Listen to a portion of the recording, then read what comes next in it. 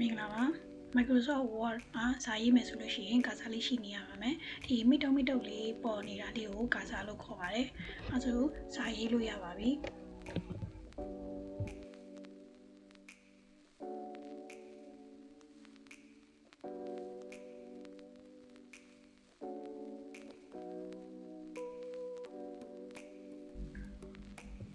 ခုလိုမျိုးစာရိုက်ပြီးတဲ့အချိန်မှာဆိုလို့ရှိရင်ကာစာလေးက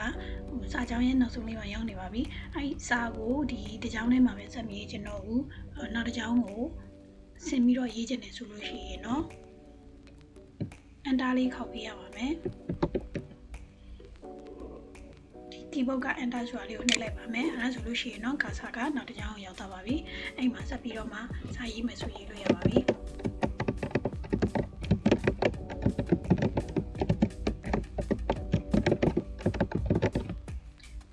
နောက်တစ်ကြောင်းဆင်းမယ်ဆိုလို့ရှိရင်ကွန်ပျူတာ keyboard က enter လေးကိုနှိပ်ပါမယ်အဲ့လိုပဲစာလေးတွေအများကြီးရေးသွားလို့ရပါတယ်ကိုယ် sample ပြမှာမလို့စာကြောင်းတွေကို copy paste နဲ့ချလိုက်ပါမယ်ဒါဆိုစာကြောင်းတွေအများကြီးရောက်သွားပါပြီအဲ့မှာကာစာလေးကဒီကာစာလေးကိုဒီအပေါ်တက်ရှင်နေပေါ့နော်အပေါ်တက်ရှင်နေဆိုလို့ရှိရင်ဒီမှာ key လေးရှိပါတယ်အဲ့ဒီထက်ကapp arrow ကိုနှိပ်လိုက်မယ်ဆိုလို့ရှိရင်ကာစာကအပေါ်ကိုတက်သွားပါပြီပြီးတော့ဒီကာစာလေးကိုညာဘက်ကိုရွှေ့ချင်တယ်ဆိုလို့ရှိရင်เนาะ right arrow လေးကိုနှိပ်ပါမယ်ကာစာကိုဘယ်ဘက်ကိုရွှေ့ချင်တယ်ဆိုလို့ရှိရင်เนาะ left arrow ကိုနှိပ်ပါမယ်အောက်ကိုရွှေ့ချင်တယ်ဆိုလို့ရှိရင်เนาะ down arrow လေးကိုနှိပ်လိုက်ပါမယ်အဲ့မှာဒီကာစာလေးကိုစာကြောင်းရဲ့နောက်ဆုံးကိုရွှေ့ချင်တယ်ဒီလိုတစ်ခုချင်းလဲ